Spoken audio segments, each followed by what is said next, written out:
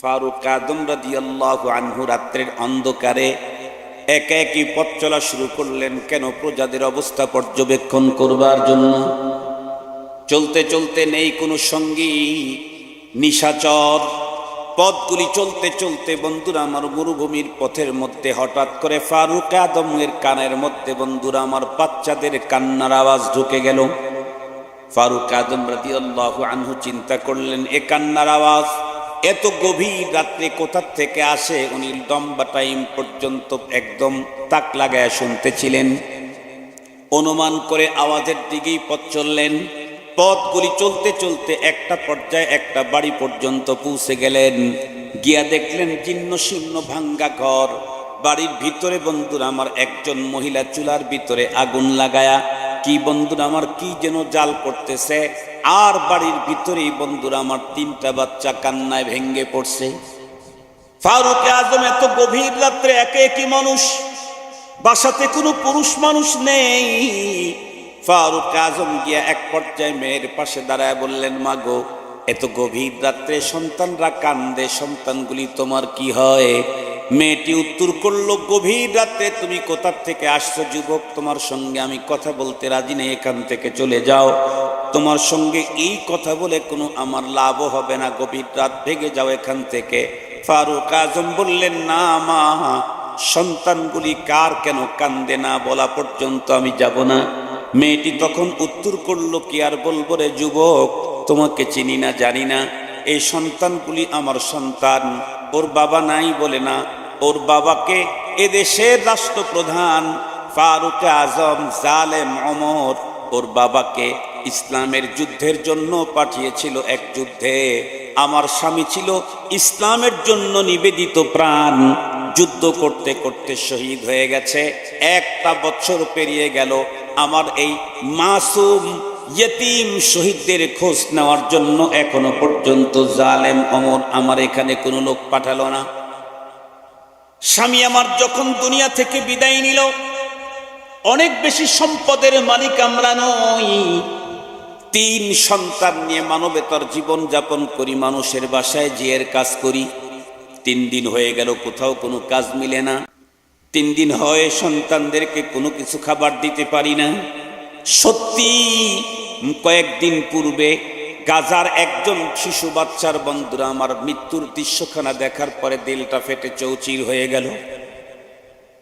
গাজার শিশু মা বাবার কাছে একটু খাবার দাও, পানি দাও, আর সহ্য হয় না মা, আর সহ্য হয় না। খাবার আর পানি চাইতে চাইতে ক্ষুধার কারণে বন্ধুরা আমার কান্না করতে করতে ছোট্ট বাচ্চাটা চিরতরে বিদায় নিয়ে গেল। ওই বাবার কত কষ্ট, যেই বাবার চোখের সামনে তার সন্তান খাদ্যের অভাবের কারণে মারা যায়। হা করে আছে চোখগুলা বন্ধুরা, এমন হাতগুলি এভাবে আছে, দুনিয়া থেকে বিদায় নিল। হযরতে ফারুক আযম রাদিয়াল্লাহু তাআলা আনহুকে এই সমস্ত কথা বলে মেয়েটি বলল, বাবা, আমি আজকে 3য় নাম্বার রাত কোনো খাদ্যের ব্যবস্থা করতে পারি নাই। ছেলেরা বলে, মাগো, আজকের রাত্রেও যদি তুমি আমাদের জন্য খাবারের ব্যবস্থা করতে না পারো, তাহলে আমরা হয়তো দুনিয়ায় থাকবো না। সন্তানদেরকে একটু বুঝ দেওয়ার জন্য খালি পাতিলের ভিতরে পানি উঠায়া জাল করতেছি। একবার আমি পাতিলের দিকে তাকাই, আবার সন্তানের চেহারার দিকে তাকাই, আর আল্লাহকে বলি, আল্লাহ, তোমার কুদরতে পাতিলের ভিতরে যদি কোনো খাবারের ব্যবস্থা না হয়, ফজর পর্যন্ত হয়তো আমি আমার সন্তানদেরকে ভুলভাল করে রাখতে পারবো, কিন্তু ফজরের মুয়াজ্জিনের আজান যখন শুরু হবে, আমার সন্তানেরা তখন বুঝবে মায়ের এগুলি মিথ্যা বাহানা। ফারুক আযম রাদিয়াল্লাহু আনহু ডেকে বললেন, মাগো, আমি যদি একটু সহযোগিতা করতে চাই, গ্রহণ করবানি? শহীদের স্ত্রী ডেকে বলে, বাবা, কোথায় তোমার বাড়ি, কি তোমার পরিচয় জানি না, তবে এই মুহূর্তে যদি তুমি আমাদের একটু সহযোগিতা করো, সেটা আমাদের কপালের ব্যাপার। ফারুক আযম সেখান থেকে রওনা করলেন, দৌড়ে দৌড়ে চলে গেলেন বাইতুল মালের বন্ধুরা আমার দরজা খুলে ভিতর থেকে বন্ধুরা আমার মালামাল বস্তা বের করলেন, আটার বস্তা। রাত্রের বেলায় গোলামকে ডেকে বললেন, কাদের ছেলেকে গোলাম, বস্তাটা আমার মাথার উপরে চাপায় দে। গোলাম বলে, না না, আমি তো আপনার কাজের ছেলে, রাষ্ট্রীয় কোষাগার থেকে বেতন নেই, আমার কাজটাই হলো কোথায় কাজ করতে হবে আপনি বলবেন, আমি কাজ করে দেব। আমার মাথায় চাপায় দেন, আমি রাষ্ট্রীয় কোষাগারের বেতন খাই। ফারুক আজম ডেকে বললেন, না রে যুবক, সবসময় আমি তোমাকে দিয়ে কাজ করাই, কিন্তু আজকে করতে পারবো না, আমার মাথায় চাপিয়ে দাও। একটা পর্যায়ে বন্ধুরা আমার তার খাদেম, তার কাজের ছেলে তার মাথায় উঠায় দিতে চায় না। ফারুক আজম ধমক দিয়ে বললেন, যুবক, এক শর্তে তোমার মাথায় আজকে আমি আটার বস্তা দিতে পারি, সেটা হলো পরপারে আমার অপরাধের কারণে গুনার বোঝাগুলি যখন রব আমার মাথার উপরে দিবে, সেই দিনও তুই আমার গুনার বোঝা নিজের মাথায় বহন করবি নি। এ কথা বলতেই বন্ধুরা আমার কাদের ছেলে স্তব্ধ হয়ে গেল। ফারুক আজম ডেকে বললেন, দেরি করিস না, দে, মাথায় চাপায়া দে। ঐতিহাসিকগণ বর্ণনা করেছেন, অর্ধ জাহানের খলিফা ফারুক আজম রাদিয়াল্লাহু তাআলা আনহু নিশিরাতে নিজের মাথার উপরে বন্ধুরা আমার বস্তা, আটার বস্তা চাপায় নিয়ে মরুভূমির পথ চলা শুরু করলেন। পিছন দিক থেকে কেউ যদি তাকায় দেখতো, মনে করত মক্কানগরে এর চাইতে হত দরিদ্র কুলি মনে হয় আল্লাহর জমিনে আর একটাও নাই। ফারুক আজম সেইখানে উপস্থিত হয়ে গেলেন। একটা পর্যায়ে বন্ধুরা আমার আটা পাতিলের ভিতরে ছেড়ে দিয়ে খামির করা হলো। ফারুক আজম মেয়েকে ডেকে বললেন, মাগো তুমি রুটি বানারের কাজ করো, ভেজার ভাজার কাজটা আমি করে দেই। অর্ধজাহানের খলিফা নিজ হাতে রুটি ভেজে মাসুম শহীদের সন্তানদেরকে, ইয়াতিমদেরকে নিজের কোলের ভিতরে নিয়ে নিজের হাতে ছিঁড়ে ছিঁড়ে রুটিগুলি যখন তাদের মুখের ভিতরে দিচ্ছিলেন, ওরা যখন খাবার পেয়েছে, যখন শান্ত হয়েছে, একজন আর একজনের দিকে তাকায় তখন মুস্কি হাসে। আর ফারুক আজম তো তুই কাঁদতে থাকেন, চোখের পানিগুলি ঝরায় দেন।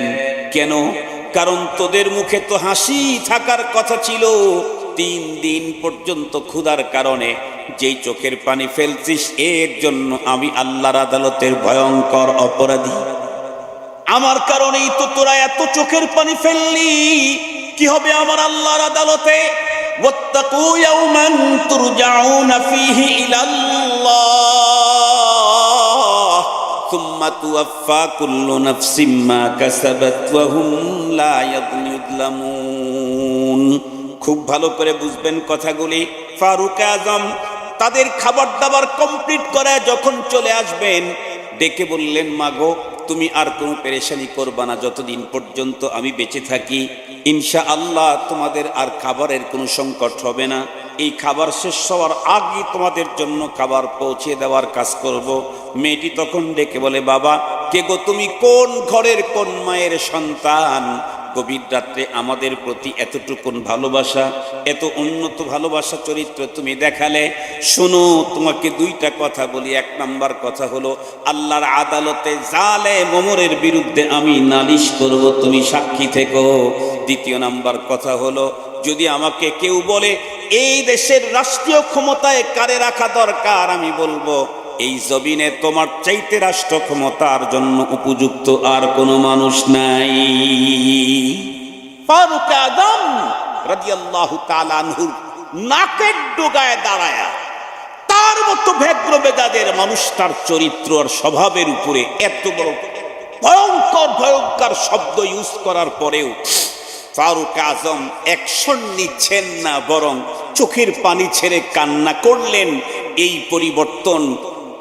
পরিবর্তন খোদাভীতি আর পরপারের প্রতি বিশ্বাসের কারণেই হয়েছে, আর কোনো কারণে নয়। খোদাভীতি আর পরপারের প্রতি বিশ্বাস বিশ্বকে শান্ত করবার একমাত্র মেডিসিন। বিকল্প কোনো মেডিসিন দিয়ে পৃথিবীকে শান্ত করা যাবে না, সমাজকে অপরাধ মুক্ত করা যাবে না। দিন যত ঘটতেছে অপরাধের প্রবণতা, সিস্টেম ততই বাড়ছে, ভয়ঙ্কর থেকে ভয়ঙ্কর রূপ নিচ্ছে। এমতো অবস্থায় সমাজ, দেশ, ফ্যামিলি যে কোনোটাকে যদি অপরাধ মুক্ত করতে চাই, তাহলে প্রতিটি মানুষের অন্তরে খোদাভীতি আর আখিরাতের প্রতি বিশ্বাস জমায়ে দিতে হবে। এর বিকল্প কোনো পথ না। আমি বললাম তো, তাম দুনিয়া নয়, এই দুনিয়ার পরেও যদি কোনো দুনিয়া থাকে তাদেরকেও চ্যালেঞ্জ দিলাম, পৃথিবীকে অপরাধ মুক্ত করতে চাইলে খোদা ভীতির বিকল্প নাই। ফারুক আযম রাদিয়াল্লাহু তাআলা আনহু আল্লাহর প্রশংসা করতে করতে চলে যাচ্ছেন নিজ গন্তব্যের দিকে। মেয়েটি তার বাচ্চাদের খাবার খাইয়ে ঘুম পাড়াইয়া দিয়ে মেয়ে আর ঘুমায় না। শহীদের স্ত্রী সেজদায় পড়ে আল্লাহর শুকরিয়া আদায় করছেন, আল্লাহ তুমি যদি এই যুবককে আমাদের কাছে না পাঠিয়ে দিতে তাহলে আমার সন্তানেরা হয়তো দুনিয়া থেকে বিদায় নিয়ে যেত, খাদ্যের অভাবের কারণে, অনাহারে থাকার কারণে।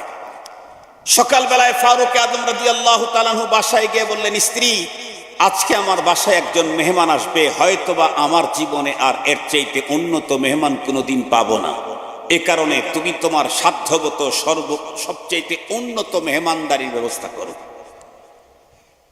উনি ওনার অফিসের ভিতরে ওনার কার্যালয়ে বসে ফোর্সদেরকে অর্ডার করলেন, অমুক মহল্লার অমুক বস্তিতে গিয়ে দেখো একজন শহীদের স্ত্রী পরিবার আছে, তাদেরকে আমার কাছে নিয়ে আসো আমার দরবার। গোলাম রাত্রে বেলায় কাজের ছেলে বস্তা নিজের মাথায় নিতে চেয়েছিলেন, ফারুক আযম তাকে বললেন, তুমি 10 থেকে 12টা মোটা খেজুরের ডাল কেটে পাতা মুক্ত করে আমার কাছে নিয়ে আসো। 3 জায়গায় 3 রকমের অর্ডার, প্রত্যেকে আমিরুল মুমিনিনের অর্ডার, অবশ্য পালনীয়, প্রত্যেকেই পালন করতেছে। মহিলার কাছে গিয়ে যখন সরকারি ফোর্স গিয়ে যখন বলছে আমিরুল মুমিনিন আপনাকে তলব করেছে, মহিলার তখন দিলটা চমকে উঠল। না জানি রাত্রির অন্ধকারে গভীরে যেই লোকটা মাথায় খাবার বহন করে আমাদেরকে খাওয়ায়া গেল, তার সামনে তো আমিরুল মুমিনের বিরুদ্ধে ভয়ঙ্কর শব্দ ব্যবহার করেছি, না জানি সরকারের কোন সিআইডি হবে। ফারুক আযমের সব বুঝি বলে দিয়েছে, এখন আর আমাদের রক্ষা নাই। উনি ওনার সন্তানদেরকে নিয়ে পথ চলা শুরু করলেন, কিন্তু ভাবতেছেন হয়তো বা যতক্ষণ পর্যন্ত তার দরবার পর্যন্ত না যাব ততক্ষণ পর্যন্ত আমার হায়াত, ওখানে গেলে আর বাঁচার কায়দা নাই। মৃত্যুর দিকে পৃথিবীর কোনো মানুষ কখনোই নিজের ইচ্ছায় যেতে চায় না। যাইতে যাইতে একটা পর্যায়ে বা দিলেন আখাস্তা কাছাকাছি যখন চলে গেলেন, মেয়েটি চিন্তা করে দেখলেন জিন্দিগিতে কোনোদিন আমিরুল মুমিনিন হযরত ওমরকে দেখি নাই। যদি আমাকে এই দোষের কারণে আজকে ফাঁসি দিয়ে দেয়, মেরে ফেলে, আল্লাহর আদালতে তো আমি নালিশ দিতে পারবো, কমপক্ষে একটু চেহারাটা দেখে নেই।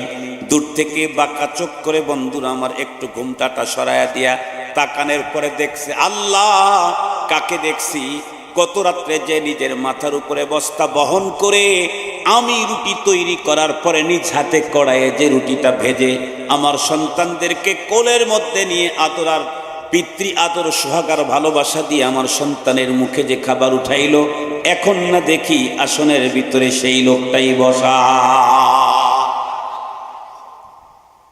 মেয়েটি তখন ধপাস করে সেখানেই পড়ে গেলেন। রব্বে করিমকে ডেকে বলে, ওগো আল্লাহ, এত বড় তোমার একজন দিনদার পরহেজগার একজন বান্দার বিরুদ্ধে তার নাকের ডগায় দাঁড়ায় কত বড় বড় শব্দ বলেছি, এত বড় অপরাধের ক্ষমা হবে নি? সামনের দিকে আগাইতে চায় না। ফারুক আযম বললেন, মা তোমাকে আগায় আসতে হবে। এক পর্যায়ে মেয়ে যখন সামনে চলে গেল, ফারুক আযম বললেন, মা তুমি চেয়ারে বসো। মেয়ে বলে, আমিরুল মুমিনিন, এই চেয়ারে আপনি ছাড়া সেকেন্ড কেউ বসার মতো উপযুক্ত এ দুনিয়ায় নাই, আমি কেমনে বসবো? ফারুক আযম বললেন, এটা আমার অর্ডার। মেয়েটাকে চেয়ারে বসানোর পরে বন্ধুরা আমার ওই যে মোটা মোটা যে খেজুরের ডালগুলি পাতা মুক্ত করেছিল, মেয়েটির হাতের ওখানে রেখে দিয়ে বলে, মাগো, এই যে আমি আমার শরীর থেকে কাপড় চুপড় খুলে ফেললাম, তার মানে আমার বডিটাকে, পেট আর পিঠটাকে, উপরের অংশকে আমি একদম খালি করে দিলাম, তোমার চেয়ারের সামনে বসলাম, যত খুশি তুমি এই ইয়াগুলা ডালগুলি দিয়ে আমি ওমরের পেটের উপরে পিঠের উপরে আঘাত করতে থাকো। তোমার আঘাতের কারণে ওমরের শরীর থেকে রক্ত ঝরে ঝরে জমিনের ভিতরে পড়বে, প্রয়োজনে আল্লাহর ফয়সালায় তোমার বেতের আঘাতে আমার জীবন শেষ হয়ে যাবে, আমি সবগুলি মেনে নিতে পারি, কিন্তু তুমি না রাত্রে বললা আমার বিরুদ্ধে আল্লাহর আদালতে তুমি মামলা করে দিবা, মাগো, ওই দিন আল্লাহর আদালতে দাঁড়াবার মতো দুঃসাহস আমি ওমরের নাই। ফারুক আযম রাদিয়াল্লাহু তাআলা আনহু লাঠিগুলো দিয়ে বললেন, মাগো তুমি আমারে পিটাও। মেয়েটি তখন ডেকে বলে, না না না, ওগো আমিরুল মুমিনিন, পয়গম্বরের সাহাবী, আপনার মতো এত সুন্দর অনুপম চরিত্রের অধিকারী একজন শাসকের বিরুদ্ধে আমি যেই শব্দগুলি বলছি, আপনি আমারে ক্ষমা করে দিন, আমি তো শাস্তি পাওয়ার উপযুক্ত। ফারুক আজম কান্দে আর ডেকে বলে, না মাগো, তুমি আমারে পিটাও, তুমি আমারে পিটাও, আল্লাহর আদালতে আমার বিরুদ্ধে তুমি মামলা করে দেবে, আমি ওর এটা মানতে পারি না, এটা আমি বরদাস্ত করতে পারি না, আমি আমার জীবন দিতে পারি। এই জন্যই তো কবি বড় চমৎকার বলেছেন, দুনিয়া কি আদালত পে তেরা নাম রহেগা, ফারুক তেরা নাম সে ইসলাম রহেগা। दुनिया की सदाकत पे तेरा नाम रहेगा, सिद्दीक तेरा नाम से इस्लाम रहेगा। दुनिया की शुजाअत पे तेरा नाम रहेगा, अली तेरा नाम से इस्लाम रहेगा। दुनिया की सखावत पे तेरा नाम रहेगा, उस्मान तेरा नाम से इस्लाम रहेगा। दुनिया की अदालत पे तेरा नाम रहेगा, फारूक तेरा नाम से इस्लाम रहेगा। ভালো করে বুঝবার জন্য চেষ্টা করবেন, ফারুক আজম যার সম্পর্কে পয়গম্বর নিজেই বলেন, আসাদ্দুহুম আসাদ্দুহুম, আমার যত সাহাবী আছে তাদের ভিতরে সবচাইতে ব্যগ্র, সবচাইতে কঠিন, কঠোর। ফি আমরিল্লাহ, আল্লাহর হুকুমের ব্যাপারে সবচাইতে বড় কঠোর। এই ইসলাম ধর্ম গ্রহণ করার আগে বন্ধুরা আমার, তার মেজাজ আরো বন্ধুরা আমার ভয়ঙ্কর ছিল। তখন তো আমরুল্লাহ বুঝতো না, কারণ আল্লাহর সঙ্গেই তো পরিচয় ছিল না। সেই মানুষ তার জীবনের ভিতরে বিশাল পরিবর্তন সাধিত হয়েছে কেবলমাত্র শুধুমাত্র আল্লাহর ভয়ে, পরপারের প্রতি বিশ্বাসের কারণে। এ কারণে আমরা যদি আমাদের সমাজটাকে অপরাধ মুক্ত করতে চাই, তাহলে ছোটবেলা থেকেই আমরা আমাদের সন্তানদের অন্তরে খোদাভীতি আর আখিরাতের প্রতি বিশ্বাস ঢুকানো ছাড়া বিকল্প কোনো পথ নাই। প্রতিটা সন্তান, ছেলে হোক আর মেয়ে হোক, অন্তরে আল্লাহর ভয় ঢুকান। তাহলে মেয়ে জীবনে কোনোদিন তার বাবার লাশকে ছুরি দিয়ে আঘাত করবে আর তারপরে ভিডিও করবে, ছাড়বে, তা হতে পারে না। নিজের বাবাকে কেমনে হত্যা করবে আল্লাহর ভয় অন্তরে থাকলে। কোনো বন্ধুরা আমার জালেমের উপরেও তো অনেক সময় আক্রমণ করবে না, ব্যক্তির উপরে জুলুম করলে পর্যন্ত মাফ করে দিবে তারা। মুসলমান খুব ভালো করে বুঝবেন। এ কারণেই আমাদের সমাজকে, দেশটাকে, রাষ্ট্রটাকে অপরাধ মুক্ত করতে চাইলে প্রথম নাম্বার সবচাইতে বড় কার্যকরী ভূমিকা হলো আমরা আমাদের সন্তানের অন্তরের ভিতরে খোদাভীতির বীজ ঢুকাইয়া দেব। আর আগামী দিনে যদি সমাজটাকে যদি বন্ধুরা আমার অপরাধ মুক্ত করতে চান, যাদের অন্তরে খোদাভীতি আছে তাদেরকেই আগামী দিনে রাষ্ট্র ক্ষমতায় বসায়া দিতে হবে। যাদের অন্তরে খোদাভীতি নাই, যাদের অন্তরে খোদাভীতি নাই, তাদেরকে ক্ষমতায় বসাইলেও চুষতে থাকবে, ক্ষমতায় না বসলে সুযোগ পেলেই ছবল মারবে। তাদেরকে রাষ্ট্র ক্ষমতায়, তাদেরকে নেতৃত্বের চেয়ারে বসাতে হবে। যাদের অন্তরে আছে কার ভয়? আল্লাহর ভয়।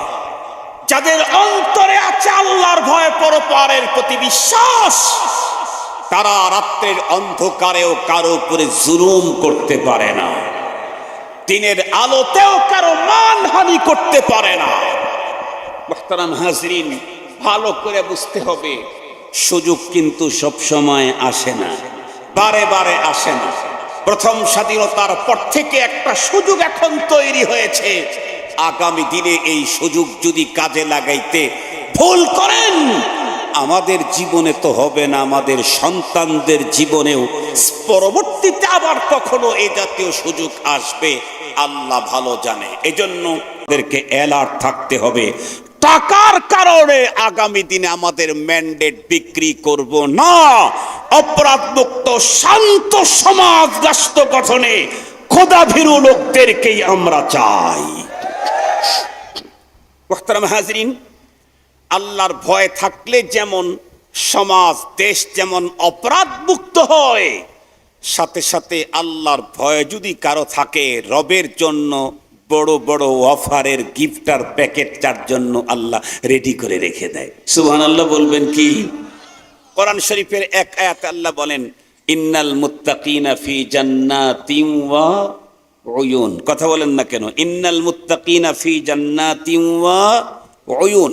আল্লাহ পাক মুত্তাকিদের জন্য এক জায়গায় বললেন, এই তুমি যদি তোমার অন্তরে আমার ভয়টা ঢুকাইতে পারো, তাহলে তোমাকে একটা প্যাকেট দেব। সে প্যাকেটে কি আছে? সেই প্যাকেটের মধ্যে আছে জান্নাত, আর সেই জান্নাতের তলদেশে আছে রকমারি প্রবাহমান নহর। সুবহানাল্লাহ বললেন। এটা একটা। কোরআন শরীফের আর এক জায়গায় আল্লাহ তাআলা মুত্তাকিদেরকে আর একটা প্যাকেট দেওয়ার কথা বলেছেন। কি বলেন? আজকে আমি খুতবার পরে যে আয়াতে কারিমা পড়েছি, তেলাওয়াত করেছি, আল্লাহ বলেন, মান ইয়াত্তাকিল্লাহা ইয়াজআল লাহু মাখরাজা ওয়া ইয়ারযুকহু মিন হাইসু লা ইয়াহতাসিব। তুমি যদি তোমার অন্তরে আল্লাহর ভয় ঢুকাইতে পারো, তাকওয়া খোদাভীতি যদি তোমার অন্তরের ভিতরে রাখতে পারো, তাহলে তোমাকে দুইটা প্যাকেট দেব। ইয়াজআল লাহু মাখরাজা, খোদাভীতি তোমার অন্তরে ঢুকাও, তোমার জন্য সামনের পথ যতই ভয়ঙ্কর হোক, মুক্ত করব আমি তোমাকে। মুক্ত করবেন কে? ইয়াজআল লাহু মাখরাজ, তোমাকে ধরে রাখতে পারবে না, তোমাকে ধরে রাখতে পারবে না, তোমাকে মুক্ত করব, বের করে দেব আমি। জুলুম যত রকমেরই হোক, পাওয়ার যত উন্নতই হোক, যত দেশের ষড়যন্ত্রের শিকারী তুমি হও, মুত্তাকি তুমি, আমার ভয়ে তোমার অন্তরে, তোমাকে মুক্ত করবার জন্য আমি রব তোমাকে মুক্ত করব। কেন? তোমার অন্তরে আমার ভয়, তোমাকে মুক্ত করবার দায়িত্ব আমার। রব যদি মুক্ত করতে চান, তাহলে আবু জেহেলের কাছে হেরে যান, নমরুদের কাছে, ফেরাউনের কাছে, হামানের কাছে, সাদ্দাদের কাছে। আরো জোরে বলেন। মুহতারাম হাজিরিন, নিজের চোখে দেখেছি এবং কোরআন পড়ে পড়ে দেখেছি, শুনেছি, রব কাউকে মুক্ত করতে চাইলে ফেরাউন সেখানে কারসাজি করতে পারে না, নমরুদ তাকে ঠেকাইতে পারে না, আবু জেহেল তাকে ঠেকাইতে পারে না, তাম দুনিয়া মিলেও তাকে ঠেকাইতে পারে না। জ্বলন্ত প্রমাণ। অনেক বছর আগের ওয়াজ করা দরকার নাই, 1000 বছর আগের ওয়াজ করলে বলবেন হুজুর 1000 বছর আগের। তাহলে আজকের আধুনিক পৃথিবীর কথাই বলি, মান ইয়াত্তাকিল্লাহা ইয়াজআল লাহু মাখরাজা। বলেন তো দেখি, তাম দুনিয়াতে একটা রাষ্ট্রকে সন্ত্রাস সন্ত্রাস সন্ত্রাস বলেছে, সেই রাষ্ট্রের নাম আফগানিস্তান। সারা দুনিয়া তাকে বলেছে সন্ত্রাস সন্ত্রাস সন্ত্রাস, আল কায়দা, বেকায়দা, নুরানি কায়দা। কথা বুঝেন নাই? কত রকমের কায়দা কুয়দা লাগাইছে, কিন্তু মাইয়াত্তাকিল্লাহ, তাদের অন্তরে ছিল খোদাভীতি।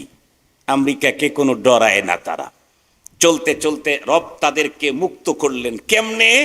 আল্লাহ, রাশিয়া লেগেছিল, রাশিয়া তছনছ হয়ে গেল, সেকেন্ডে আমেরিকা লাগলো, 20 বছর পর্যন্ত যুদ্ধ করলো।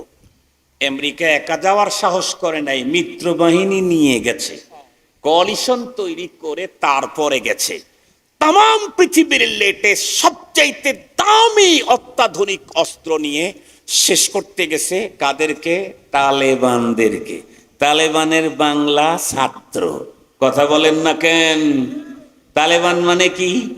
আবার বলেন। আফগানিস্তানেও ছাত্ররাই জিতেছে, বাংলাদেশেও ছাত্ররাই জিতেছে। কথা বলেন না কেন? আফগানিস্তানে ছাত্ররাই জিতেছে, বাংলাদেশেও জুলাই আগস্টের অভ্যুত্থানে কারা জিতেছে? ছাত্ররা জিতেছে। খুব ভালো করে বুঝবেন, এই কথা শেষ করে দিচ্ছি 10 মিনিটের মধ্যে। এখন অত্যাধুনিক অস্ত্র, পৃথিবীর লেটেস্ট আবিষ্কৃত তথ্য সামগ্রী নিয়ে একা একা যায় নাই, ফ্রেন্ড সার্কেল নিয়ে গেছে। যাওয়ার পরে লড়া শুরু করলো কাদের বিরুদ্ধে? কোনো পুঁজি নাই, তরবারি নাই, রাসায়নিক অস্ত্র নাই, বম নাই, আছে কি? আফগানিস্তানের খোদা দাঁত পাথর, স্টোনস, পাথর পাথর, এই পাথর দিয়ে তারা লড়া শুরু করলো।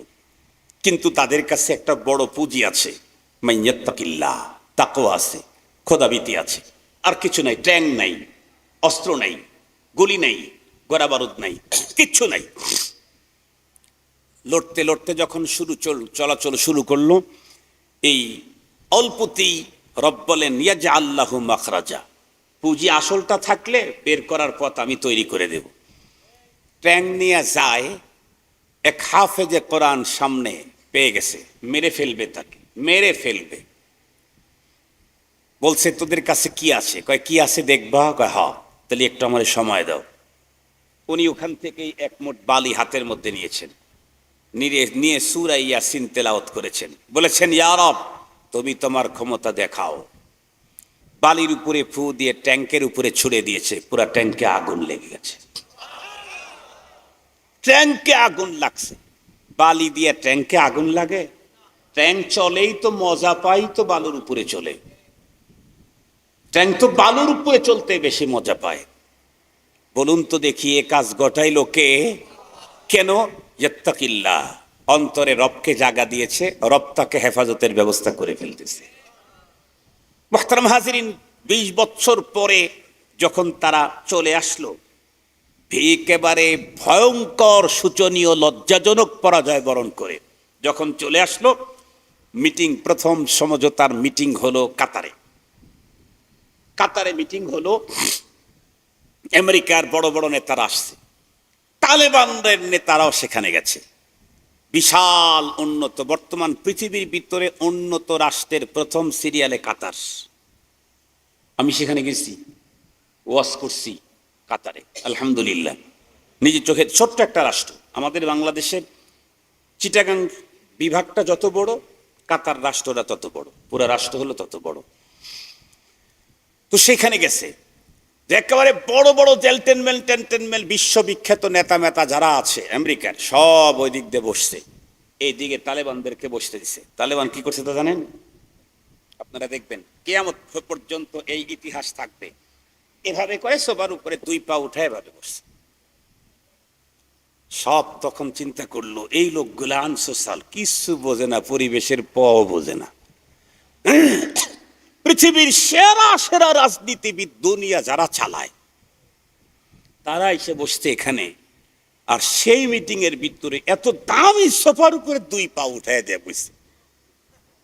সবাই তখন চিন্তা করতেছে একেবারে আনসোশাল। কিন্তু মোল্লারা কেন বসছে, এই কেন বসছে এটা বুঝার মতো যোগ্যতা ওই সাদা চামড়ার লোকদের এখনো তৈরি হয় নাই। তালেবান তার 2 ঠ্যাং সোফার উপরে উঠায়া দেয়া বসে বুঝায়া দিল, তোদের বানানো সভ্যতায় আমরা চলবো না, আমরা যেটা সভ্যতা বলবো সেই সভ্যতায় আমরা চলবো, দুনিয়াকে চলতে হবে। তোদের বানানো সভ্যতায় আমরা চলবো না, আমরা যেই সভ্যতা তৈরি করব সেই সভ্যতায় আমরা চলবো, তোরাও চলবি আগামী দিনে। শেষ পর্যন্ত আমেরিকা যখন দেখলো যত গোলা বারুদ দেই ফুরায়া যায়, আবার শট আবার পাঠাই, আবার শট আবার পাঠাই, সৈন্য যা আগে পাঠাইছিলাম ফুরায়া গেছে, আবার পাঠাই, যা যায় আর রিটার্ন ব্যাগ আসে না। তখন চিন্তা করলো কোনো একভাবে যা সৈন্য আছে সৈন্যগুলা নিয়ে আসতে পারলে গোলা বারুদের দরকার নাই। তালেবান তখন চিন্তা করলেন কোটি কোটি মিলিয়ন ডলার দিয়ে তামাম দুনিয়া থেকে অস্ত্র নিয়ে এসে আমাদের এখানে রেখে শুধু তোরা চলে যাবি, এটা আমাদের সমস্যাটা কি? বললেন ঠিক আছে তোমরা চলে যেতে পারবা, যা আছে একটাও ফেরত নিয়ে যাওয়ার সুযোগ নাই। বলে আব্বা জান ওগুলা দরকার নাই, আমাদের জানটা শুধু দেন। কি বলছে? আমাদের জানটা শুধু দেন। জিজ্ঞেস করতে চাই, তামাম পৃথিবীর সুপার পাওয়ার আমেরিকা সহ তার মিত্রদের সম্মিলিত প্রচেষ্টার পরে এই পাথরওয়ালা বাহিনী আর পাকড়িওয়ালা বাহিনীদেরকে আল্লাহ পাক তাদের এই ভয়ঙ্কর থাবা থেকে বের করে স্বতন্ত্র রাষ্ট্র দিলেন কে? মাইয়াত্তাকিল্লাহ ইয়াজআল লাহু মাখরাজা ওয়া ইয়ারযুকহু মিন হাইসু লা ইয়াহতাসিব।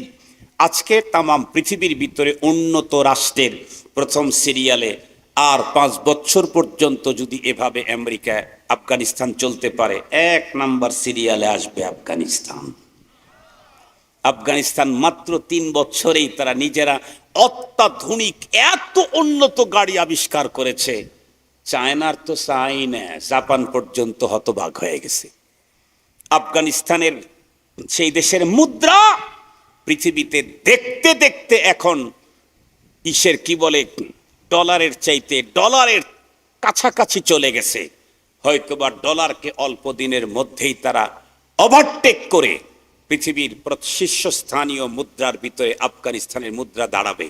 এখন জাপান তাদেরকে স্বীকৃতি দেওয়ার জন্য সিরিয়াল ধরছে, রাশিয়া তাকে স্বীকৃতি দেওয়ার জন্য সিরিয়াল ধরছে, অমুক দেশ তাকে স্বীকৃতি দেওয়ার জন্য সিরিয়াল ধরছে। মুক্তির একটাই পথ, অন্তরে খোদাবিতি আর আখিরাতের প্রতি বিশ্বাস। আমার জীবনের ছোট্ট একটা ঘটনা বলি, আপনারা অধৈর্য হয়ে গেলেন। দেখি আগে সময় আছে নাকি, ভাই সময় নাই। না না, আমার এখানে 13 মিনিট বেড়ে গেছে, 1 ঘন্টা 13 মিনিট হয়ে গেছে ওয়াজ। না, আমাকে পারলে যদি পারেন ওই 13 মিনিট আমারে ফেরত দেন, বাড়াইতে তো পারবোই না আমি। যদি পারেন তাহলে ওই 13 মিনিট ফেরত দেন। বলবো আর আর আর আর একটা কথা বলি। মাশাআল্লাহ মাশাআল্লাহ, মুরব্বী একটা কথা বলছে, দোয়া কালাম দিয়ে আপনার